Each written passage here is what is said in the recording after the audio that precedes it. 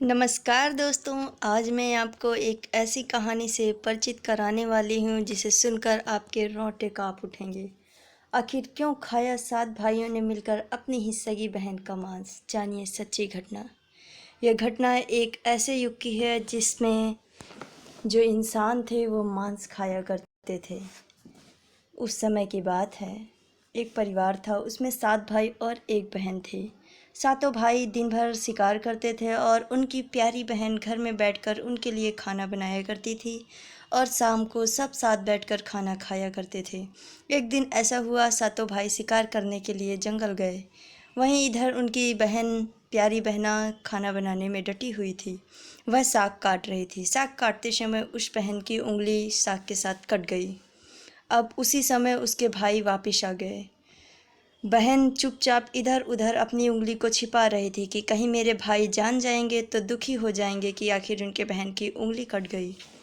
किंतु भाई नहीं समझ पाए। भाइयों को कुछ ही पता ना चला। बहन ने क्या किया, साग के साथ अपनी उंगली को यूं ही छिपा लिया और साग में उस बहन के खून की बूंदें गिरती रहीं। फिर बाद में बहन ने उसी साग को बनाकर अपने सातों भाइयों को बड़े ही प्रेम से खिलाया।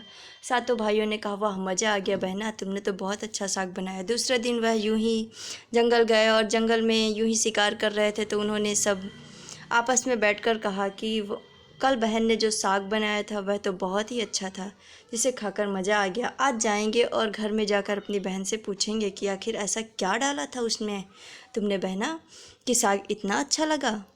तो वह वापस जाकर घर में उसी दूसरे दिन पूछते हैं अपनी बहन से, तो बहन क्या कहती है, भैया ज़्यादा कुछ नहीं डाला था भैया, मेरी कल उंगली कट गई थी तो बस उंगली की धार से निकली हुई 2-4 खून की बूंदें बस उस साग में पड़ गई थी और भैया मैंने कुछ नहीं डाला था, वैसे ही साग बनाया था। सातों भाइयों का दिमाग घूम गया। देखिए इस टाइम सातों भाइयों के दिमाग पर शैतान वास कर गया। सातों भाइयों ने कहा, जब मेरी बहन की 2-4 बूंदें इतनी खून की स्वादिष्ट हैं तो अगर हम इस बहन को काट कर खाएं तो कितना अच्छा स्वाद आएगा। उसी समय सातों भाइयों ने प्लानिंग बनाई। वह विचार बनाए एक दूसरे से मिलकर कि कल बहन को लेकर जंगल में जाएंगे और उसे काट कर वहीं से लेकर आएंगे, फिर घर में आराम से खाएंगे। तो उन्होंने यह विचार बनाया और योजना उनकी तैयार हो गई। उन्होंने दूसरे दिन अपनी प्यारी बहन से कहा, बहना अब तुम विवाह के योग्य हो गए, इसलिए हम तुम्हें एक वर की तलाश में लेकर आज कहीं घुमाने ले जाएंगे। तो बहना बहुत खुश हुई। उसने कहा, ठीक है भैया, मैं तैयार हो जाती हूँ। वह तैयार होकर अपने भाइयों के साथ चल पड़ी। वह उसे जंगल में ले जाकर सातों भाइयों ने सामने खड़ा कर दिया और कहा, मैं तुम्हें यहाँ ब्याह के लिए नहीं लाया हूँ, मैं तुम्हें यहाँ काट काट कर मांस तुम्हारा खाने के लिए आया, क्योंकि तुम्हारा मांस हमें बहुत स्वादिष्ट लगा। जब तुम्हारे खून की 2-4 बूंदें इतनी स्वादिष्ट हैं तो तुम्हारा मांस तो बहुत ही अच्छा होगा। तभी बहना चुपचाप निराश होकर सामने खड़ी रह गई। 7 भाइयों में से सबसे पहले बड़े भाई ने उस पर तीर कमान से वार किया। उसी समय बहन के किनारे से तीर निकल गया लेकिन उसकी छाती पर नहीं लगा। फिर दूसरे, फिर तीसरे, इसी तरह सातों भाइयों ने प्रयास किया। जब अंत में 7वें भाई की बारी आई, वह अपनी बहन से बहुत प्रेम करता था। वह चाहता था कि मेरी बहन बच जाए, किंतु बहना को यह आभास हुआ कि मेरा यह भाई है सिर्फ जो मुझसे सच्ची प्रेम की तलाश में है, वह मुझसे सच्चा प्रेम करता है। तभी उस बहना ने कहा, मार भाई मार, मैं तेरे ही तीर से मरूंगी और ये सातों ने तो मुझे सच्चा प्यार नहीं किया, लेकिन तू मेरा सच्चा भाई है, तू मार, मैं तेरे पीठ कमान से मर जाऊंगी। वह बेचारा ना चाहते हुए भी तीर कमान उसे चलाना पड़ गया।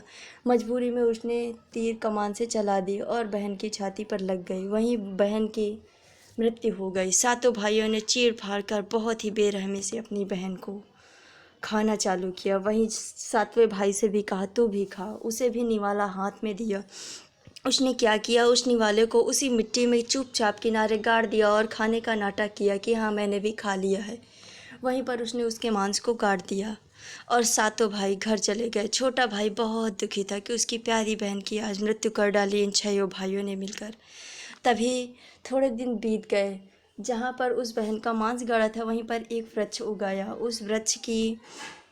एक दिन उस वृक्ष की डंडी का प्रयोग एक इंसान ने बांसुरी बनाने के लिए किया।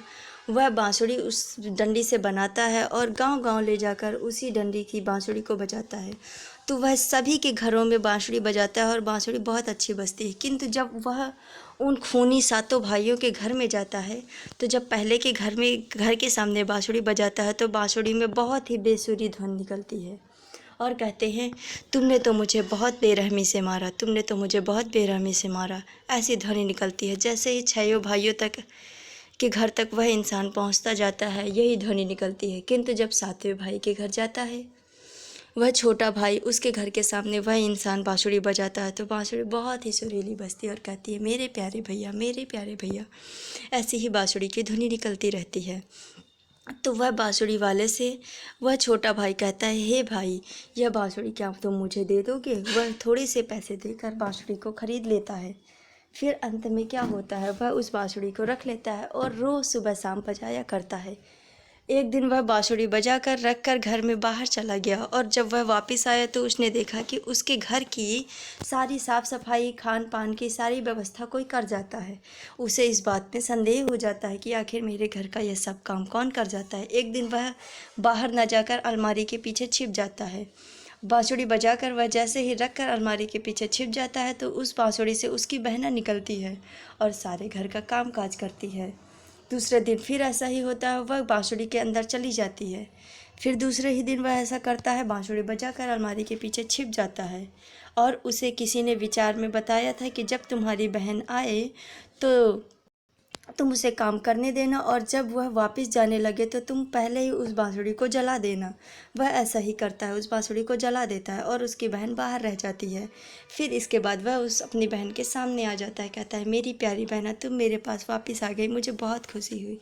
तभी वह दोनों भाई बहन आपस में मिल बांट कर प्रेम से रहने लगते हैं और वह 6 भाई बहुत भोगते हैं, बहुत कष्ट व्यतीत करते हैं और ऐसी ही कठिनाइयों का सामना करते हुए उन 6 भाइयों की मृत्यु होती है और यह दोनों आपस में मिल बांट कर बहुत ही प्रेम से रहते हैं। यही है इन 7 भाई और एक बहना की सच्ची घटना। यह घटना एक ऐसी दर्दनाक घटना है जो बहुत लोगों के दिलों को आहत कर जाती है। अगर वीडियो अच्छी लगी हो तो प्लीज़ वीडियो को लाइक करिएगा और मेरे चैनल को सब्सक्राइब करिएगा। धन्यवाद।